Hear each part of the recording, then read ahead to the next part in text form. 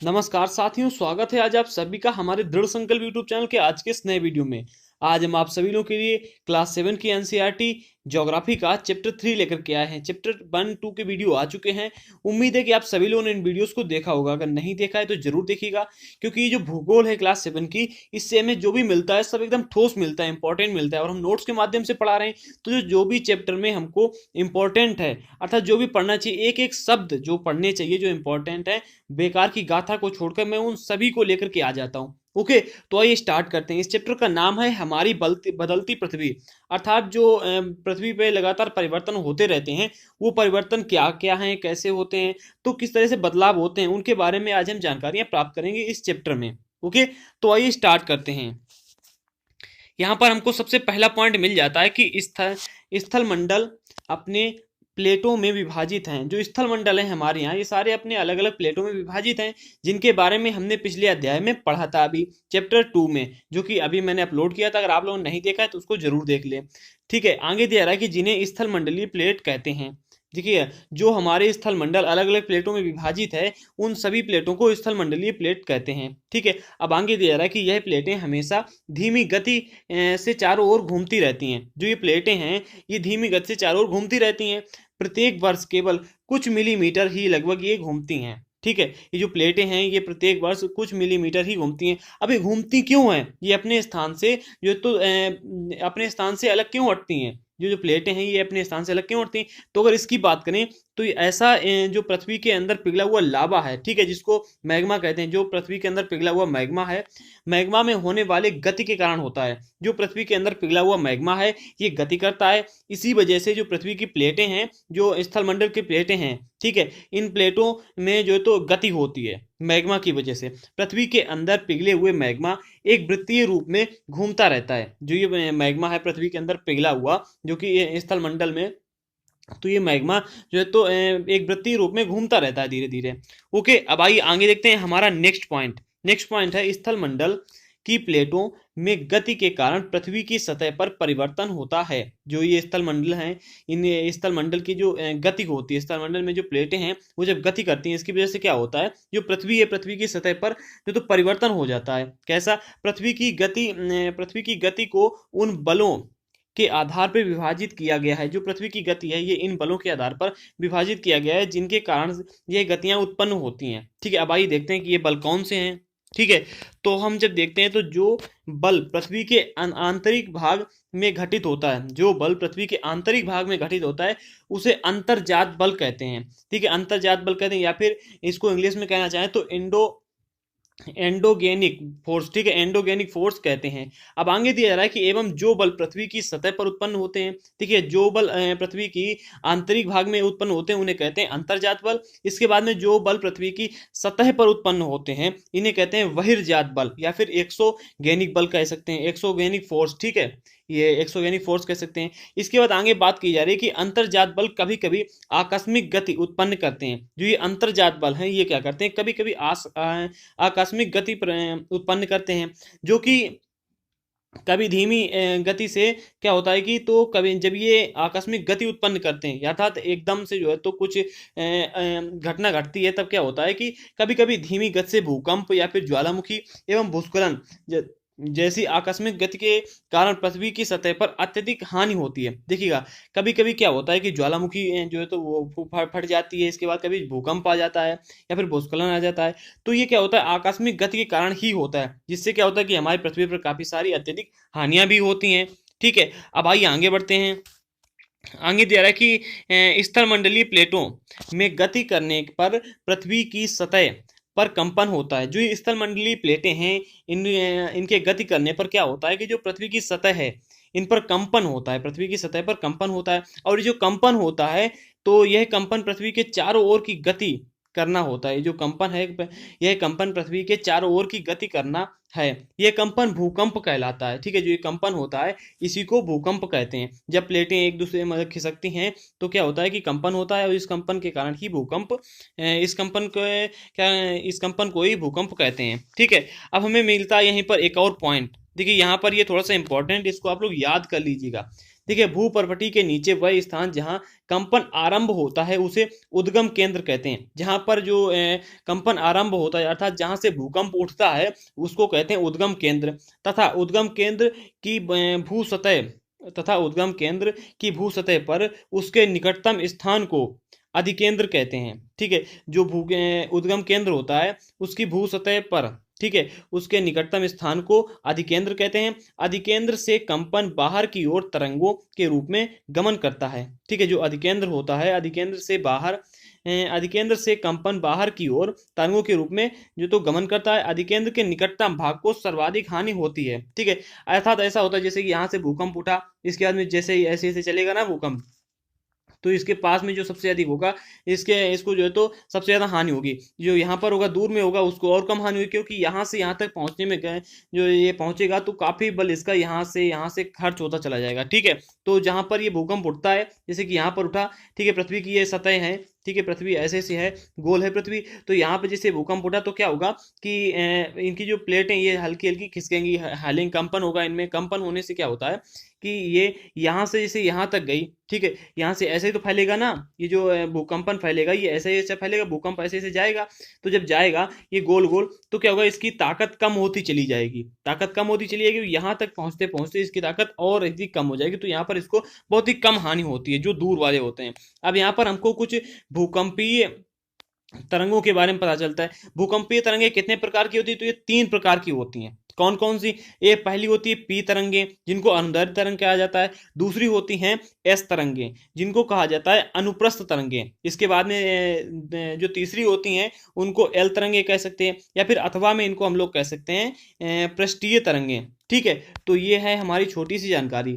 अब आगे बढ़ते हैं, तो यहाँ पर हमको कुछ भूकंप के भुज में भूकंप के झटकों के बारे में पता चलता है, तो ये थोड़ा सा मुझको इम्पोर्टेंट लगा तो मैंने ले लिया। अब आइए देखते हैं इसमें हमको क्या मिलता है। दिया जा रहा है भुज में भूकंप के झटके।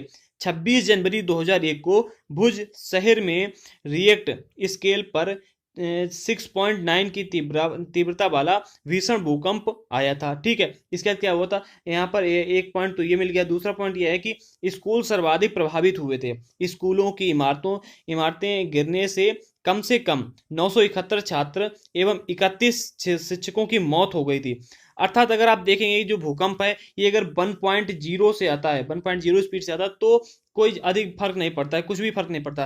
अगर यहीं पर 2 पॉइंट आए तो भी अधिक फर्क नहीं पड़ता है, अगर यहीं पर जो 3 4 आए तो भी अधिक फर्क नहीं पड़ेगा। हाँ, थोड़ा बहुत तो पड़ेगा फर्क, लेकिन कुछ फर्क नहीं पड़ेगा। लेकिन ये अगर 5 से ऊपर पहुंच जाए, ठीक है, 5 आ जाए और 5 से ऊपर आ जाए, 6 7 आ जाए तो बहुत फर्क पड़ता है। यहाँ पर जो है तो बहुत ही तेजी से आया था। अब यहाँ पर तीसरा पॉइंट मिल रहा है कि भुज में निराशाजनक राहत, जो भुज था यहाँ पर निराशाजनक राहत मिली थी। कैसे? भूकंप के 3 दिन बाद ही हर व्यक्ति तक भोजन, कंबल, दवाएं आदि न पहुंचने के कारण हालात चिंताजनक हो गए थे।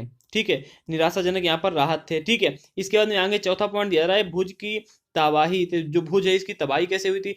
फोन लाइनें, जल पाइप लाइनें, विद्युत स्टेशन एवं जो संचार लाइनें हैं सभी जो है तो अवरोध हो गई थी। यहाँ पर जो भूकंप आया था इसके कारण से जो वहाँ की फोन लाइनें थी, इसके बाद में पाइप लाइन थी, तो हर तरह की जो ये सुख सुविधा थी उनकी वो हर तरह से जो है तो अवरोध हो गई थी। इसके बाद में जो 5वां पॉइंट है, शहर में आग लग गई थी। जो भूकंप के आने से क्या होता है कि आग भी लग जाती है। ठीक है, चारकोल एवं अंगीठियों के पलटने के कारण उनके स्थानों पर आग लग गई थी। देखिएगा, सबसे पहली बात तो इसमें ये दिखा रहा है कि भूकंप के आने से क्या क्या होता है। तो भूकंप के आने से आग लग सकती है। ठीक है, इसके बाद में वहाँ की जो राहत सामग्री वहाँ पर पहुंचने वाली होती है वो जल्दी नहीं पहुंच पाती, क्योंकि वहाँ के जो रास्ते होते हैं वो लगभग बंद हो जाते हैं। इसके बाद में जो संचार लाइनें होती हैं वो भी तबाह हो जाती हैं। ठीक है, काफी लोगों की मौत भी होती है। इसके बाद में छठा पॉइंट यहाँ पर ये दे रहा है कि भूकंप प्रभावित क्षेत्रों में आपातकाल की घोषणा।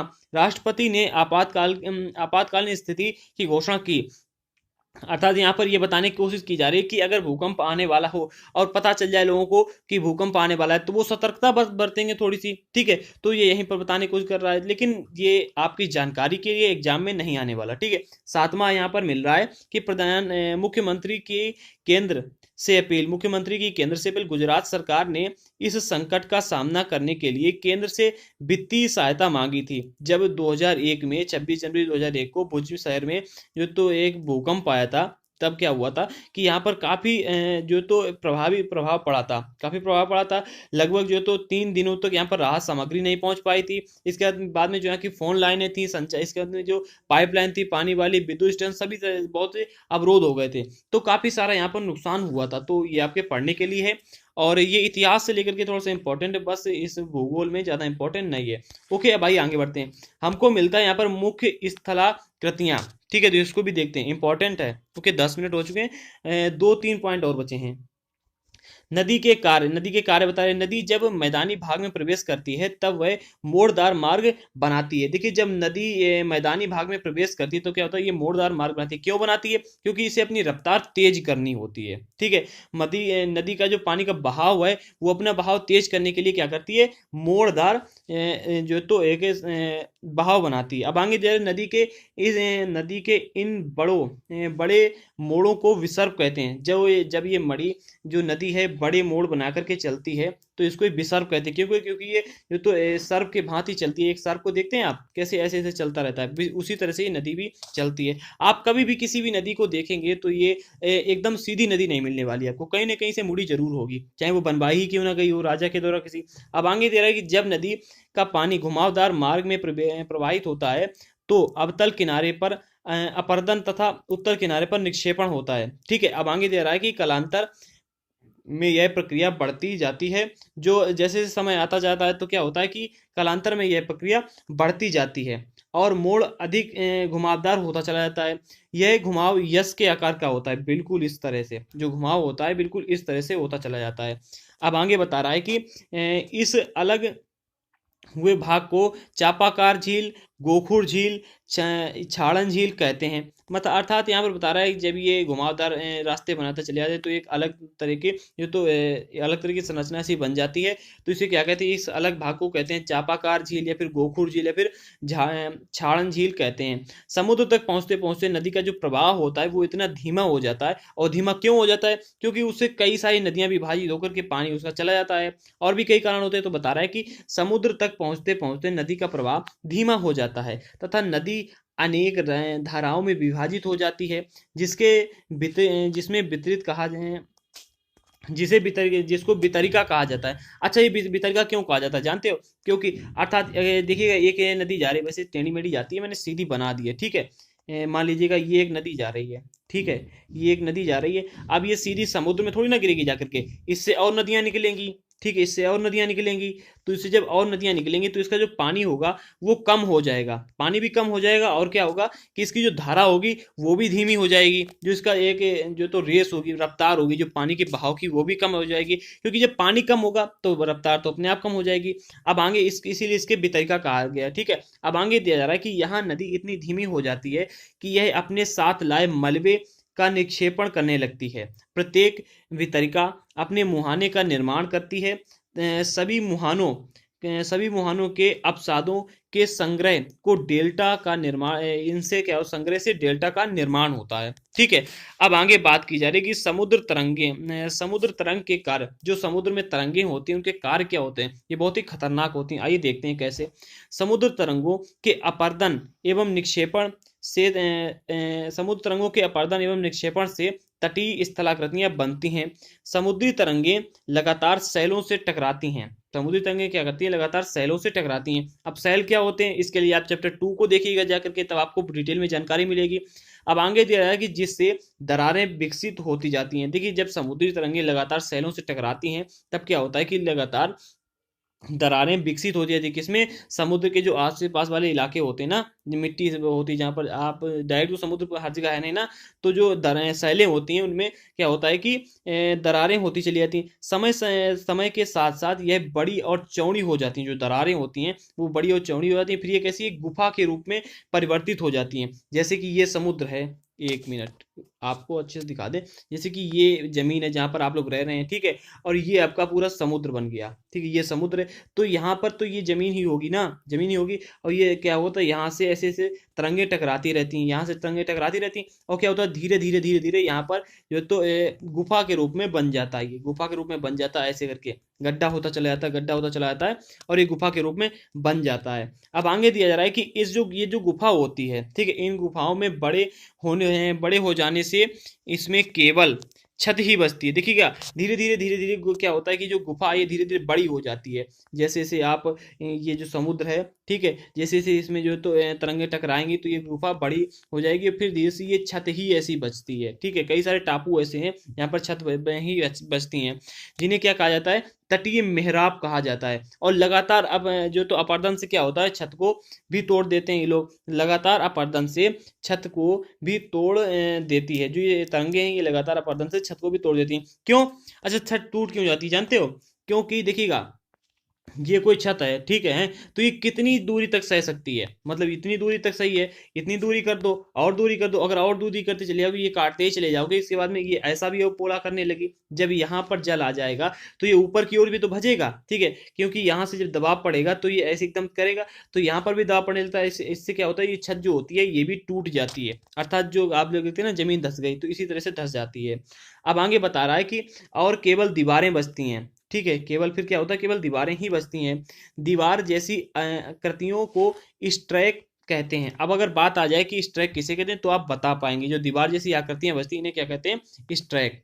समुद्री जल के ऊपर लगभग ऊर्ध्वाधर उठे हुए ऊंचे शैलीय तटों को समुद्री भृगु कहते हैं। समुद्री तरंगे किनारों पर अवसाद जमाकर समुद्री पुलिन का निर्माण करते हैं। देखिए जो समुद्री तरंगे दिया रहा कि समुद्री जो तरंगे होती हैं वो किनारों पर अवसाद जमा करके क्या करती हैं, समुद्री पुलिन का निर्माण करती हैं। अब यहाँ पर आपको एक और मिल जाता है जो वायु होती है, वायु के कार्य यहाँ पर बताया जा रहा है। यहाँ पर अपर्दन निक्षेपण मैंने हेडिंग डाल दी है, बट यहाँ पर वायु के कार्य को बताया गया। ओके, आइए देखते हैं। बताया जा रहा है कि रेगिस्तान में पवन अपर्दन एवं निक्षेपण का प्रमुख कारक है। ठीक है, जो रेगिस्तान का पवन है ये अपर्दन और निक्षेपण का प्रमुख कारक है। रेगिस्तान में पवनें रेत को एक स्थान से दूसरे स्थान पर पहुंचाती हैं। देखिए जब रेगिस्तान में तेज हवा चलती है तो क्या होता है, वहां की जो रेत है हल्की वाली वो उड़ जाती है, उड़ करके एक स्थान से दूसरे स्थान पर पहुंच जाती है। ठीक है, तो अब आइए आगे देखते हैं। बता रहा है कि रेगिस्तान में पवनें एक स्थान से दूसरे स्थान पर रेत को पहुंचाती हैं। ठीक है, जब पवनों का बहाव रुकता है तो ये जो रेत है ये गिर जाती है, गिर करके छोटी पहाड़ी बना देती है। इनको बालू टिब्बा कहते हैं। जो रेती गिरती है उड़ती उड़ती जाती है एक स्थान से दूसरे स्थान पर और एक जगह पर गिर जाती है, जहां पर गिरती है उसको क्या कहते हैं, बालू टिब्बा। वहां पर एक छोटी सी पहाड़ी नुमा बना देती है, जिसे बालू टिब्बा कहा जाता है। अब बालू कण महीन व हल्के होते हैं। जो बालू कण होते हैं ये महीन व हल्के होते हैं जो, ठीक है, जब बालू कण महीन व हल्के होते हैं तो वायु उनको उठा करके अत्यधिक दूर तक ले जा सकती है। ठीक है, जो हल्के वायु कण होंगे बालू के कण, ठीक है, जो हल्के बालू के कण होंगे रेत के कण होंगे उनको हवा वायु उठा करके क्या करती है, अत्यधिक दूर तक ले जा सकती है, लेकिन जो बजनीले होंगे उनको अत्यधिक दूर तक नहीं ले जा सकती है। ठीक है, अब आगे बता रहा है कि जब जब यह बालू कण विस्तृत क्षेत्र में निक्षेपित हो जाते हैं तो इसे लोएस कहते हैं। क्या कहते हैं, लोएस कहते हैं। कब? जब बालू के कण विस्तृत क्षेत्र में, ठीक है, निक्षेपित हो जाते हैं तो इन्हें जो तो लोएस कहते हैं। चीन में विशाल लोएस निक्षेपण पाए जाते हैं। कहां पर? चीन में विशाल लोएस निक्षेपण पाए जाते हैं। तो ये रहा आज का ये पूरा चैप्टर। ठीक है, तो हमारे इस चैनल पर जो यूपीएससी की तैयारी स्टार्टिंग से एक प्रॉपर वे में कराई जा रही है, तो आप लोगों से निवेदन है कि हमारे इन वीडियोस को शेयर जरूर कर दिया करें, जिससे कि जो लोग यूपीएससी की तैयारी कर रहे हैं या जो करना चाहते हैं उन तक हमारे वीडियोस पहुंच सके और वो अपनी यूपीएससी की तैयारी हमारे चैनल के माध्यम से और अधिक सरल बना सकें। हमारे चैनल पर स्टार्टिंग से यूपीएससी की तैयारी कराई जो कि प्रॉपर वे में कराई जा रही है। अगर जिन लोगों ने अभी तक पीछे के वीडियोस को नहीं देखा है, जिसमें एनसीईआरटी क्लास 6 की है और क्लास 7 की एनसीईआरटी हिस्ट्री है, जिसको हम कंप्लीट करा चुके हैं, तो वो उन वीडियोस को जरूर देख लें। ओके, तो आज की इस वीडियो में इतना ही था। मिलते हैं अगले वीडियो के साथ, तब तक के लिए जय हिंद दोस्तों।